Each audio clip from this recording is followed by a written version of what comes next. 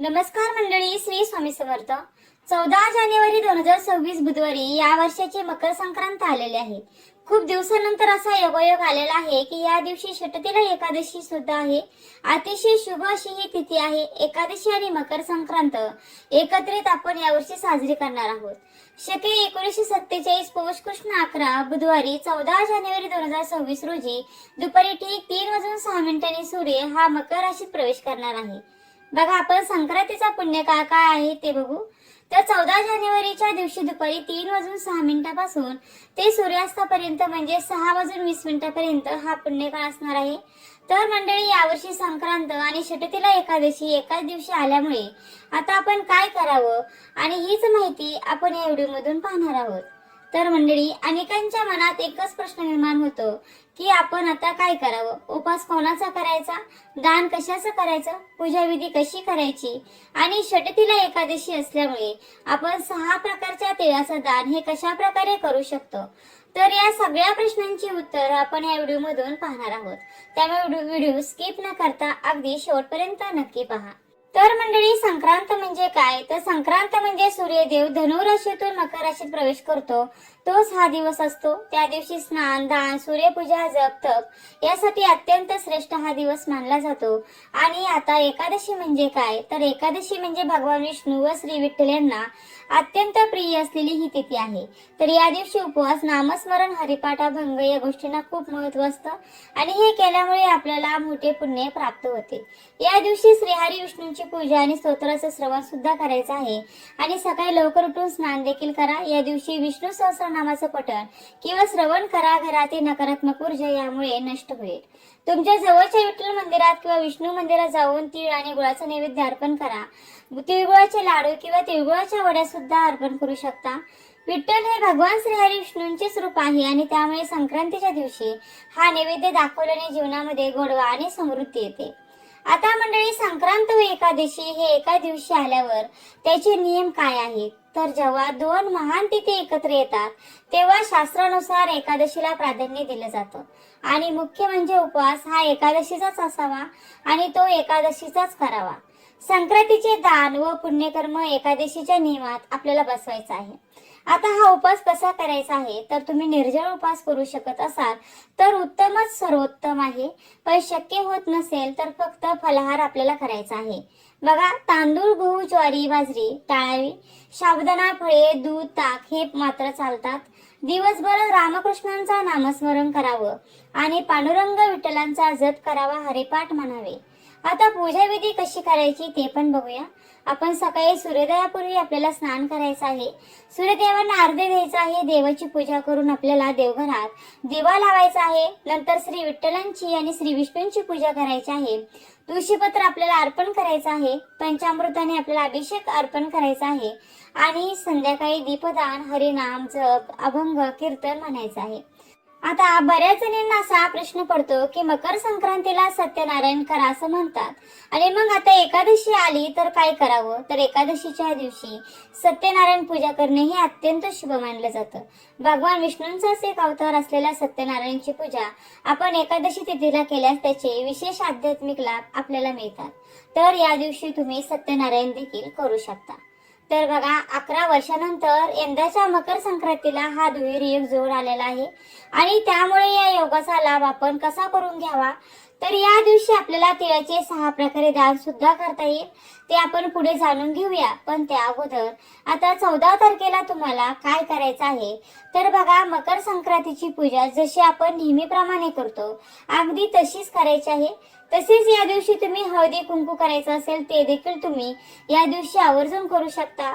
तसेच मकर संक्रांतीच्या दिवशी विवाहित महिला जी सुगड पूजा करतात ती सुद्धा नेहमीप्रमाणेच करायची आहे आणि जे एकादशीचा उपवास करतात त्यांनी देखील नेहमीसारखाच एकादशीचा उपवास देखील करायचा आहे. आता एकादशीला तिळगुळ खाता येतात, त्यामुळे एकादशीच्या दिवशी तुम्ही तिळगुळाचा नैवेद्य जो देवाला दाखवणार आहात तो तुम्ही प्रसाद म्हणून देखील भक्षण करू शकता, म्हणजेच खाऊ शकता आणि त्याला कोणतीही अडचण नाही. पण हा जो पुण्ययोग जोडून आलेला आहे तर त्या पुण्ययोगामध्ये काही विशेष साधना किंवा काही विशेष दान केलं तर तुमची आणलेली कामं पूर्ण होतील आणि 7 पिढ्यांचे दोष ते देखील उपाय दूर केल्यामुळे दूर होतील. आता दान काही करायचं तर संक्रांत व एकादशी एकच दिवशी आल्यामुळे आपल्या दानाचं पुण्य हे दुप्पट मिळतं. आता दानासाठी उत्तम वस्तू आपल्याला द्यायच्याच आहेत. त्यात तीळ द्यायचं आहे, गूळ द्यायचा आहे, तसेच उबदार कपडे आहेत, त्यात ब्लँकेट आहे, चादरी आहेत, चांगली कपडे आहेत. बघा, फाटके कपडे द्यायचे नाही आहेत आणि चांगली कपडे जे आहेत ते द्यायचे आहेत. त्यात तांदूळ द्यायचा आहे, अन्नदान करायचं आहे, गोदान करायचं आहे. आणि दान करताना आपल्या मनात एकच भावना ठेवावी की हे देवा, माझ्या घरात सुख समृद्धी आरोग्य आणि भक्ती नांदू दे. आणि सगळ्यात महत्वाची गोष्ट म्हणजे या दिवशी केलेला उपवास 1000 एकादशी केल्याचं पुण्य हे आपल्याला देतो. म्हणजेच मकर संक्रांतीच्या दिवशी जर एकादशी आली आणि तो उपवास आपण केला तर आपल्याला 1000 एकादशी केल्याचं पुण्य हे मिळतं. मग या दिवशी काय करू नये तर मांस खाऊ नये, मद्य सेवन करू नये, भांडण, नकारात्मक गोष्टी बोलणे, खोटं बोलणं, देवाची निंदा करणं, इतरांची निंदा करणं या गोष्टी प्रकर्षाने आपल्याला टाळायच्या आहेत. आणि विठ्ठलाचं नामस्मरण केल्यावर जीवनातील अडथळे दूर होतात. तसेच या दिवशी तुळशीची पाने तोडू नयेत, तसेच या दिवशी भात खाऊ नये हे सर्वांना माहितीच आहे. तसे तुळशीला देखील या दिवशी पाणी हे अर्पण करू नये. 2026 मध्ये संक्रांत एकादशी एकत्र येणे हा फारच दुर्मिळ योगायोग आहे आणि असा हा दिवस आपल्याला अजिबात वाया देखील घालवायचा नाही. नामस्मरण, उपवास, दान व भक्तीने आपले जीवन हे पवित्र करायचे आहे. आता ज्यांना उपवास करणं अजिबातच शक्य नाही, होतच नसेल, जमतच नसेल, तर आपण संक्रांतीच्या दिवशी जेवणात नेमके काय काय बनवावे ते देखील बघूया. आता सगळ्यांनाच उपवास करणे शक्य होत नाही, तर मग संक्रांतीच्या दिवशी हे कोणते पदार्थ आपण खाऊ शकतो ते देखील आपण बघूया. कोणते पदार्थ शुभ देखील मानले जातात आणि या पदार्थामागचे धार्मिक व सांस्कृतिक महत्व देखील काय आहे ते पण आपण बघूया. पण संक्रांत म्हणजे नुसता सण नाही, तर ऋतू बदलाचा, दानधर्माचा आणि गोडवा वाढवणारा हा दिवस आहे. बघा, षटतिला एकादशीच्या दिवशी सुद्धा तिळाचं फार मोठं महत्व असतं. नावातच तिळाचं महत्व आहे आणि त्यामुळे मग तिळाचा 6 प्रकारे वापर करायचा. म्हणजे नक्की काय करायचं तर तिळाने स्नान, तिळाचं उठणं, तिळाचं होम, तिळाचं तर्पण, तिळाचं दान, तीळ भक्षण असे 6 प्रकारे तिळाचा वापर केल्याने आपल्याला पुण्य फलप्राप्ती होते. तर ते देखील आपण सविस्तर कसे दान करायचं किंवा कसे करायचं ते पाहूया. आता पहिलं जे दान आहे तिळाचं ते म्हणजे तीळ लेपन. तर मकर संक्रांतीच्या दिवशी जेव्हा लवकर उठतो, आंघोळ करतो, तर आंघोळ करण्यापूर्वी शरीराला तिळाचं लेपन हे करायचं आहे. म्हणजेच आपल्या अंगाला तिळाची पावडर करून ते उठणे लावायचे आहे व आंघोळीच्या पाण्यात म्हणजेच आंघोळीच्या गरम पाण्यामध्ये सुद्धा आपल्याला पांढरे तीळ टाकून मग त्या पाण्याने आपल्याला स्नान करायचं आहे. आता त्यानंतरचे दुसरे जे तिळाचं दान आहे ते म्हणजे तीळ तर्पण. तर एका तांब्याच्या भांड्यामध्ये पाणी भरायचं, त्यामध्ये पांढरे तीळ, हळदी, कुंकू, फूल, अक्षदा, थोडासा गूळ अशा या संपूर्ण मिश्रित पाण्याने आपण सूर्यदेवांना आरती द्यायचं असतं. आरती देताना आपण ओम गृणी सूर्याय नमः हा मंत्र नक्की म्हणावा. बघा, त्यानंतरचे तिसरे दान दक्षिण दिशेला तोंड करून आपल्याला पितरांच्या नावाने आरती देता येतं. पण याला शब्द आहे तीळ तर्पण. तर तुम्ही हे तीळ तर्पण देखील या दिवशी तिसरा दान देऊ शकता. त्यानंतरचे तिळाचे चौथं दान म्हणजे तीळ होम.